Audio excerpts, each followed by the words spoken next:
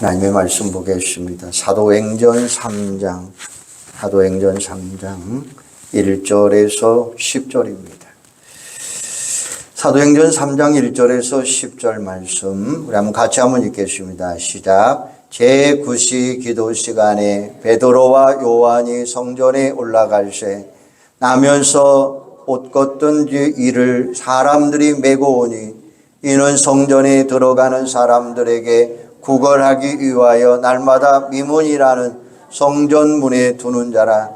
그가 베드로와 요한이 성전에 들어가려 함을 보고 구걸하거늘 베드로가 요한과 더불어 주목하여 이르되 우리를 보라 하니 그가 그들에게 무엇을 얻을까 하여 바라보거늘 베드로가 이르되 은과 금은 내게 없거니와 내게 있는 이것을 내게 주노니 나사렛 예수 그리스도의 이름으로 일어나 걸어라 하고 오른손을 잡아 일으키니 발과 발목이 곧 힘을 얻고 뛰어서서 걸으며 그들과 함께 성전으로 들어가면서 걷기도 하고 뛰기도 하며 하나님을 찬송하니 모든 백성이 그 걷는 것과 하나님을 찬송함을 보고 그가 본래 성전 미문에 앉아 구걸하던 사람인 줄 알고 그에게 일어난 일로 인하여 심히 놀랍게 여기며 놀라이나.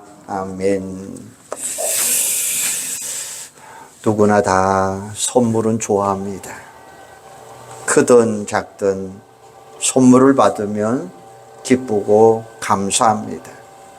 특별히 생각지도 않은 사람들에게 그것도 아주 귀한 선물을 받으면 얼마나 행복한지 모릅니다. 오늘 본문에 그런 선물을 받은 행운아가 하나 등장합니다. 무명의 하반신 장애인 그리고 거린. 그는 태어나면서부터 하반신 마비로 인해서 걸을 수 없는 중증 장애인입니다. 그 당시 나이가 40세쯤 되었다라고 사도행전 4장 22절은 기록하고 있습니다. 그만큼 긴 세월을 고통 속에서 생활했다는 거예요.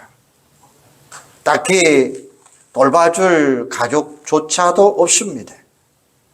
그녀의 포도청이라 몸은 불편하지만 매일매일 나가서 구걸할 수밖에 없어요. 그래서 사람들의 도움으로 매일 성전의 미문에 앉아 구걸하며 연명을 합니다. 그러던 어느 날 제9시 지금 시간 오후 3시 기도 시간에 성전에 올라가던 베드로와 요한과 마주치게 됩니다. 그도 마찬가지로 한 푼을 달라고 애걸합니다. 그러나 그들에게는 은과 금이 없었어요. 하지만 그것들보다 귀한 예수님이 있기에 그 이름을 전해집니다. 그 결과 그 거리는 난생 처음으로 일어나 걷는 기적의 역사, 기적의 주인공이 됩니다. 그뿐만이 아닙니다. 인생이 완전히 변화되었어요. 그는 금보다 귀한 선물을 받았어요. 저와 여러분은 어떻습니까? 예수 그리스도가 정말 금보다 귀한 선물임을 여러분 믿습니까? 그 선물을 받으셨습니까? 감사하시기를 바랍니다. 그 선물에 담긴 구원의 축복을 마음껏 누리시기를 바랍니다. 더 나아가 그 선물을 다른 사람들에게 전할 수 있기를 바랍니다. 그럴 때 큰 기쁨이 우리에게 주어질 거예요.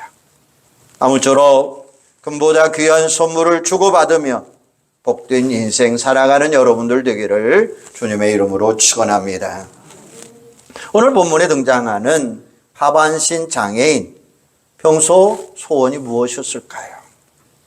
아마 별다른 소원이 없었을 거예요.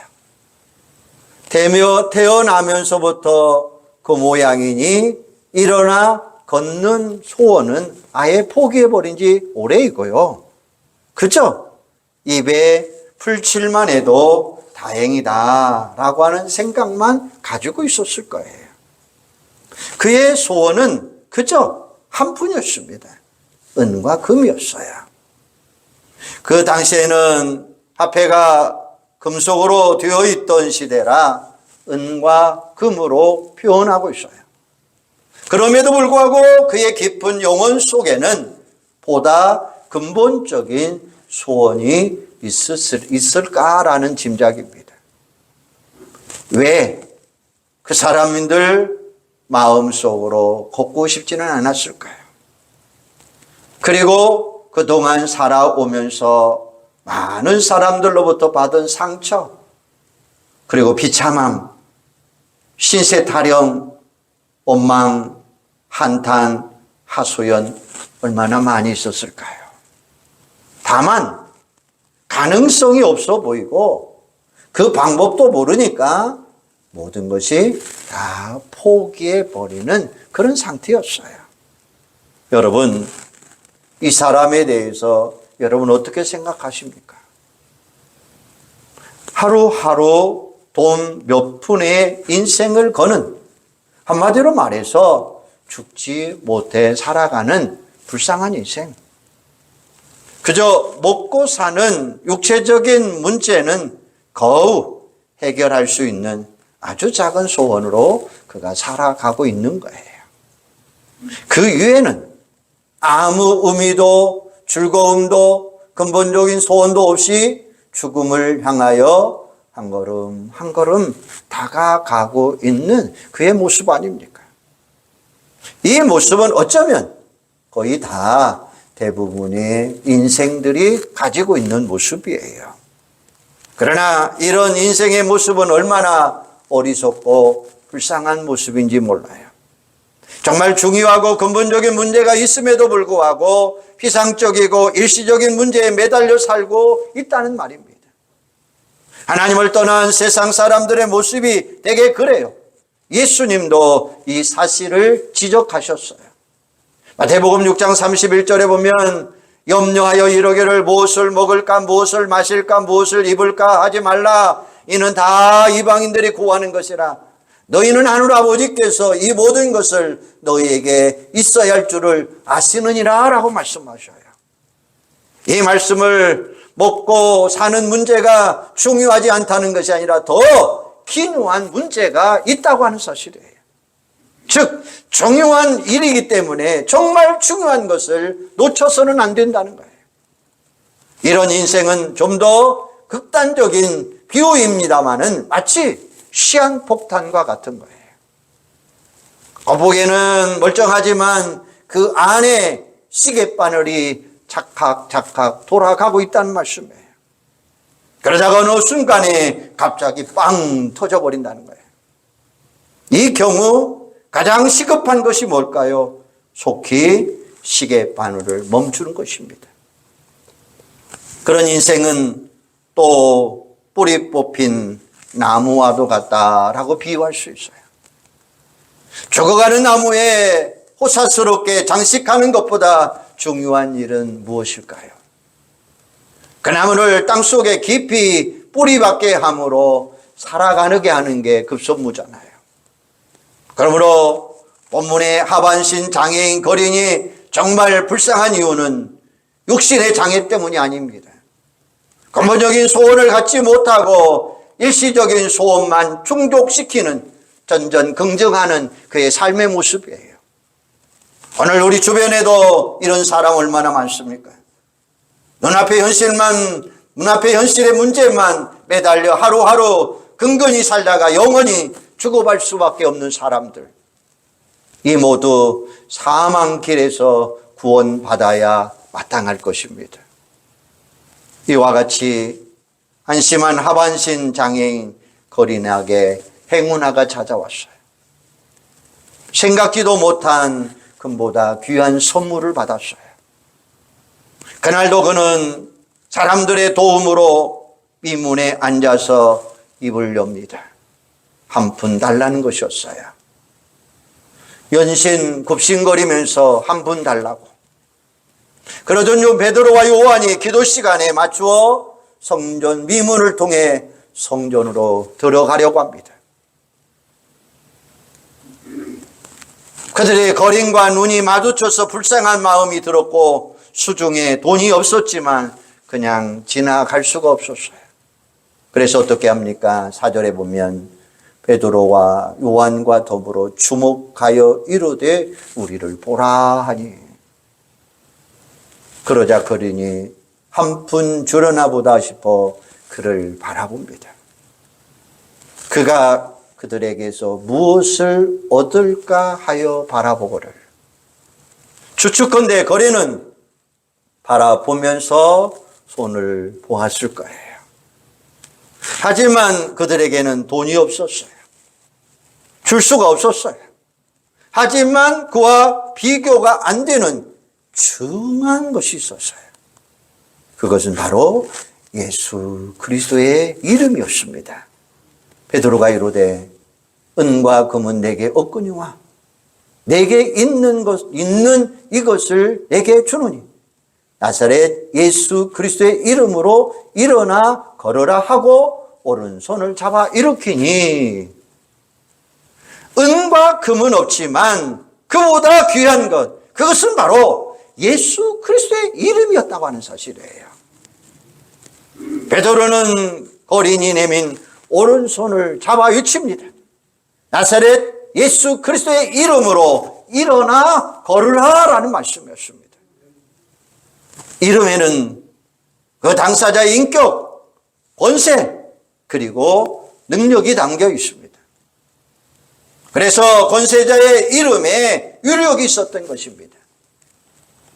요즘에는 어떤지 몰라도 예전에는 이런 일이 있었잖아요.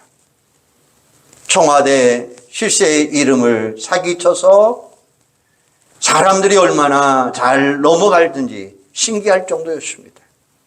그만큼 이름은 중요한 거예요. 모든 이름 앞에 권세와 능력이 있는 게 아니라는 거죠. 보통 사람의 이름은 별로 능력이 나타나지 않습니다. 보통 사람의 이름에는 능력이 없습니다. 알아주지 않습니다. 그러나 예수 그리스도의 이름은 능력이 있는 거예요. 놀라운 일이라는 거예요.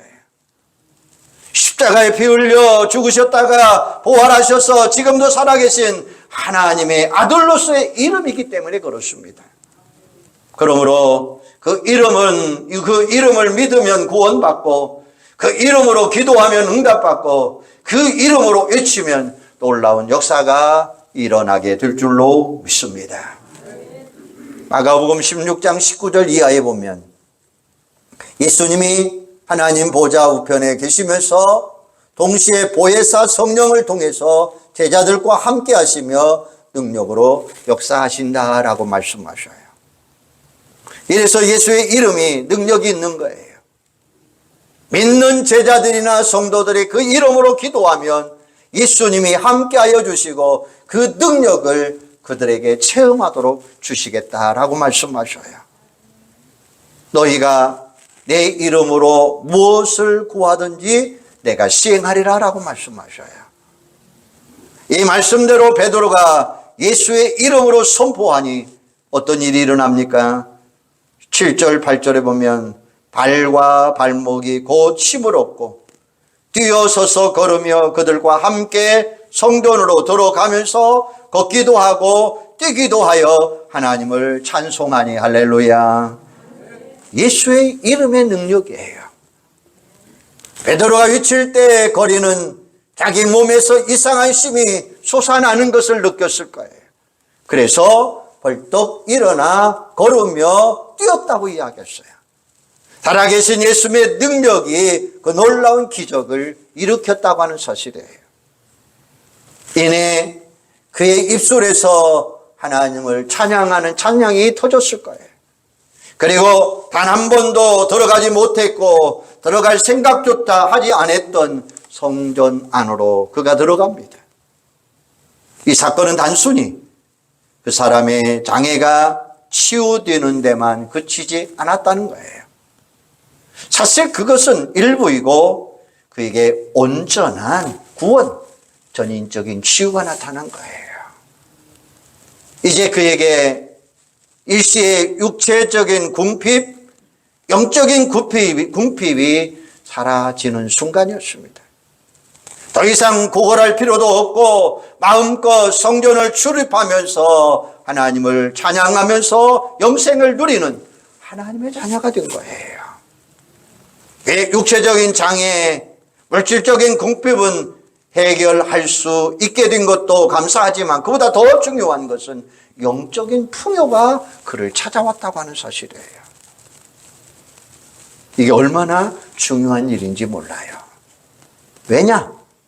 당장은 육신의 장애를 해결하고 스스로 일을 해서 돈을 벌 수 있어서 모든 게 해결된 것 같지만 육체적인 욕망은 끝이 없죠. 또 다른 육신의 굴레에서 헤맬 수밖에 없습니다. 그러나 그는 하나님을 만났습니다. 그는 예수님을 만났습니다. 그 안에 성령을 체험했습니다. 이것은 장차 천국에 들어갈 뿐만 아니라 이 세상 살아갈 동안에도 영혼 가운데 누리는 기쁨과 평안이 되는 줄로 믿습니다. 예수님이 요한복음 4장 13절에 뭐라고 이야기합니까? 예수께서 대답하여 이르시되 이 물을 마시는 자마다 다시 목마르니와 내가 주는 물을 마시는 자는 영원히 목마르지 아니하리니 내가 주는 물은 그 속에서 영생하도록 솟아나는 샘물이 되리라 라고 말씀하십니다. 영원 깊은 곳에서 솟아나는 영생의 샘물, 이 기쁨은 영적인 것으로 육신의 환경을 초월할 수 있다고 하는 사실이죠. 그래서 이런 기쁨을 체험한 사도 바울은 이렇게 고백해요. 빌립보서 4장 11절에 보면 내가 궁핍함으로 말하는 것이 아니라 내가 형편에든지 나는 자족하기를 배웠노니 나는 비천에 처할 줄도 알고 풍부에 처할 줄도 알아. 모든 일 곧 배부름과 배고픔과 풍부와 궁핍에도 처할 줄 아는 일체의 비결을 배웠노라. 내게 능력 주시는 자 안에서 내가 모든 것을 할 수 있느니라. 할렐루야. 육신적으로 풍부하든 궁핍하든 상관없이 어떤 환경 가운데 처해도 그 가운데 영혼의 만족을 누릴 수 있다고 하는 사실이죠. 예수 안에서 모든 것을 할 수 있다는 것은 외적인 환경을 바꿀 수 있는 것이 아니라 그것을 이겨낼 수 있는 내적인 능력이 그에게 주어진다는 사실이에요. 그러므로 누구든지 예수 그리스도를 만남으로 그 안에 들어와야 해요. 그럴 때 새로운 인생이 되는데 고린도후서 5장 17절에 보면 그런즉 누구든지 그리스도 안에 있으면 새로운 피조물이라 이전 것은 지나갔으니 보라 새 것이 되었도다 라고 말씀하셔요. 육신의 포장만 바꾸는 것이 아니라 인생의 근본적인 것, 영원히 바꾼다고 하는 사실이에요. 한두 가지 문제를 일시적으로 해결하는 것이 아니라 모든 문제를 한꺼번에 영원히 해결해 주시겠다는 말씀이에요. 이런 인생으로 변화되면 현실의 문제도 더 이상 문제가 될 수 없겠죠. 환경을 변화시킬 수 있고 설사 환경이 변화되지 않아도 마음이 변화되었기 때문에 문제가 될 수 없습니다. 그렇습니다. 예수를 만나면 영원 구원으로부터 온갖 축복과 은혜가 차고 넘치게 되는 거예요. 하나님은 예수 안에 모든 보화를 꾸러미로 우리에게 보여주신다는 말씀이에요. 옛날 미국에 큰 부자가 있었습니다. 아들과 함께 살고 있었는데 영화를 수집하는 취미가 있었어요. 그런데 그 아들이 월남전에 참전을 합니다. 그 아들은 남달리 용감하게 다른 전우를 구하다가 정렬하게 전사를 합니다. 큰 슬픔에 잠겨 있는데 한 젊은이가 방문합니다. 그러면서 눈물을 흘리며 말합니다. 아버님, 저는 아드님이 구해진 병사입니다. 그리고 보따리를 푸는데 그 안에 아들의 초상화가 들어있는 거예요. 제가 그림을 잘 그리진 못했어도 눈물로 그렸습니다. 이 초상화를 아버님께서 소장해 주십시오 라고 이야기합니다. 그러면서 부자는 눈물을 흘리면서 그 아들의 초상화를 받아요. 당장 거실에 걸어놓고 아들이 그리울 때마다 바라봅니다. 그리고 방문자들에게 보여줍니다. 그 세월이 흘렀고 그 부자가 죽어갑니다. 유언장을 받은 변호사와 경매인이 사후 처리를 합니다. 저택, 영화, 그 위의 재산을 처분하려고 경매를 합니다. 많은 사람들이 모여들었어요. 그런데 이상하게 그 초상화를 먼저 꺼내놓고 경매를 시작하는 거예요. 별 가치도 없어 보이는 그림을 놓고 사라고 하니까 사람들이 불평을 합니다. 하지만 경매인의 태도는 여전히 단호했습니다. 주인의 유언장이라는 거예요. 결국 아무도 나서지 않아요. 겨우 10달란트의 낙찰이 됩니다. 그 장본인은 그 집의 가난한 정원사였어요. 그는 주인과 그의 아들을 사랑했기에 집을 떠나는 그 순간 너무나 섭섭해서 그 조상화를 사드린 거예요. 그러자 경매인이 발표를 합니다. 이것으로서 모든 경매를 마칩니다. 사실 주인이 이 초상화를 사는 사람에게 나의 모든 재산과 소장품을 물려주라는 거예요. 그 정원사는 깜짝 놀라 한없이 눈물을 흘렸고 다른 사람들은 아쉬움과 부러움으로 그 모습을 지켜볼 수밖에 없었어요. 마찬가지입니다. 예수님을 영접하면 하나님을 만나주시고 모든 것을 책임져 주신다는 거예요. 그래서 자기 아들을 아끼지 아니하시고 우리 모든 사람을 위하여 내주신 이가 어찌 그 아들과 함께 모든 것을 우리에게 주시지 않겠느냐라고 로마서 8장 32절은 말씀하셔요. 그러니까 예수 그리스도의 이름은 문자 그대로 금보다 더 귀한 선물입니다. 아무쪼록 예수를 인생의 보배 삼아 구원의 감격을 누리며 어떤 고난 가운데서도 승리의 삶을 사는 여러분들이 되기를 주님의 이름으로 축원합니다. 구원받은 구걸거리는 이제 금보다 귀한 선물 예수 그리스도를 다른 사람들에게 증언하는 증인의 삶을 살아요. 그는 과거에 어떤 삶을 살았습니까? 천덕꾸러기로 살아요. 남을 원망하고 저주하며 폐만 끼치는 인생이었습니다. 그러니까 이제는 기쁨, 감사 그리고 찬양이 가득한 가운데 다른 사람들에게 유익을 끼치는 그런 아름다운 삶, 복된 삶을 그가 살아가고 있다는 거예요. 오늘 9절 10절에 보면 모든 백성이 그 걷는 것과 하나님을 찬송하는 것을 보고 그가 본래 성전 미문에 앉아 구걸하던 사람인 줄 알고 그에게 일어난 일로 인하여 심히 놀랍게 여기며 놀라니라. 그와 안면이 있는 백성들은 다 놀랐다는 거예요. 그리고 그의 선한 모습이 산 증인의 삶을 살아가고 있는 거예요.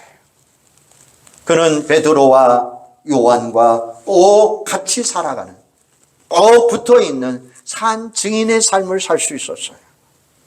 그의 소문을 듣고 몰려온 사람들에게 베드로가 담대히 복음을 전할 때 어떤 일이 일어납니까? 사도행전 4장 4절에 보면 말씀을 듣는 사람 중에 믿는 자가 많으니 남자의 수가 약 5,000명이 되었더라 라고 말씀하셔요. 엄청난 수가 예수 그리스도를 믿게 되는 거예요. 그러니까 자신이 받은 금보다 귀한 선물을 이제는 다른 사람들에게 전하는 그런 역할을 그가 담당했다는 거예요.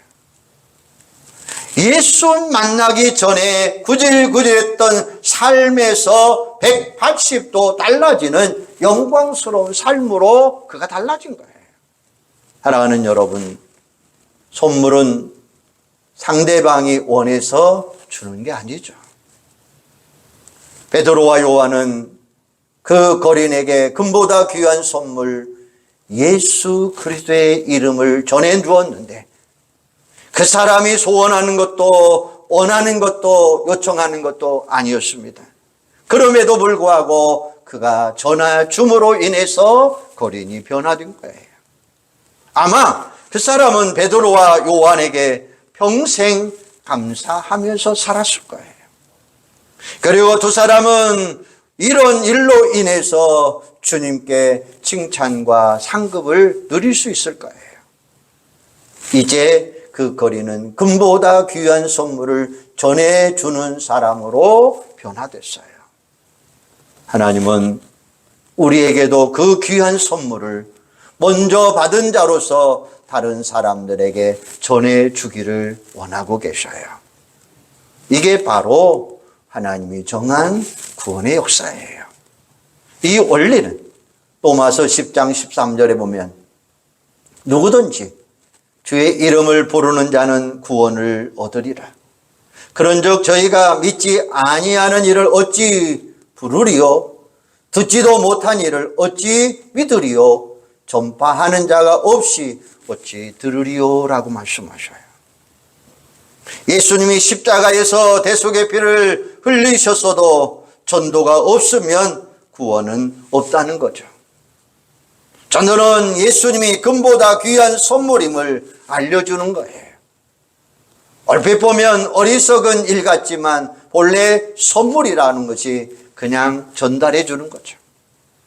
다른 방법이 없어요. 그래서 사도 바울은 고린도전서 1장 21절에 보면 하나님의 지혜에 있어서는 이 세상이 자기 지혜로 하나님을 알지 못하는 거로 하나님께서 전도에 미련한 것으로 믿는 자들을 구원하시기를 기뻐하셨도다라고 말씀하셔요.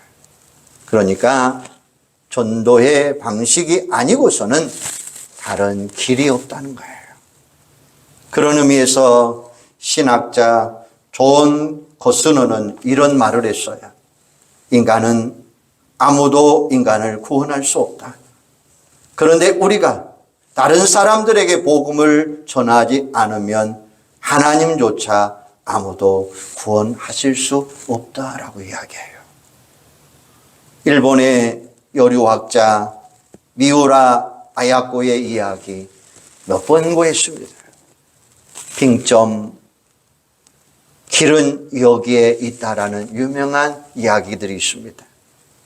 그 중에 특별히 빙점은 우리나라 많은 사람들에게 베스트셀러였어요. 그리고 페레게를 하면서 요양하던 중 어느 시절 중마고우였던 마에카 다다시를 만나게 되는데 그도 역시 폐결핵 환자입니다. 다다시는 신실한 그리스도인이었습니다. 그러면서 그는 예수 그리스도를 전달합니다. 예수를 만나게 되는 아야코 지성으로 예수를 만나요. 아깝게도 다다누시는 죽고 그녀는 여러 작가가 되어 예수를 증거하는 작품을 전달하게 됩니다. 일본이 복음을 전하기 어려운 척박한 땅에도 그녀의 작품과 간증을 통해서 많은 일본인들이 예수 그리스도를 영접해요. 마에카 다다시라고 하는 유명의 그리스도인이 그에게 금보다 귀한 선물을 전해주었고 그는 또 많은 사람들에게 그 귀한 선물을 전해준 거예요. 미우라 아야코는 정말 훌륭한 인생을 살아간 사람이에요. 그런데 사람들이 기억하지 못하지만 마에카와 다시 역시 아름다운 인생을 살았던 아름다운 인물입니다.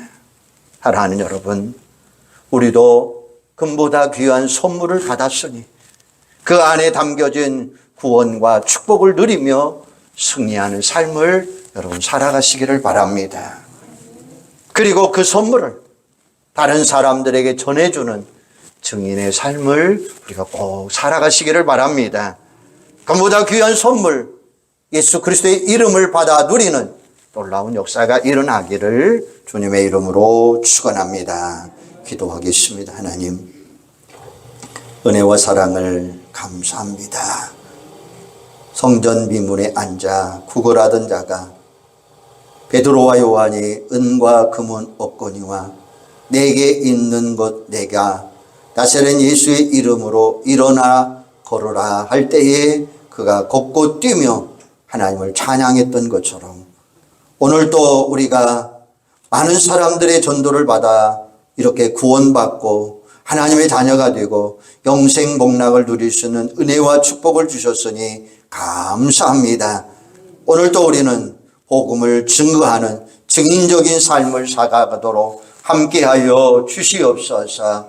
아버지 하나님, 일본의 여러 작가가 미우라 아야코가 한 사람의 전도를 통해서 많은 사람들에게 증인의 삶을 살아갔던 것처럼 오늘도 우리는 구원받았으니 우리도 많은 사람들에게 복음을 증거하는 증인의 삶을 사는 저희들이 되도록 하나님 함께하여 주시옵소서.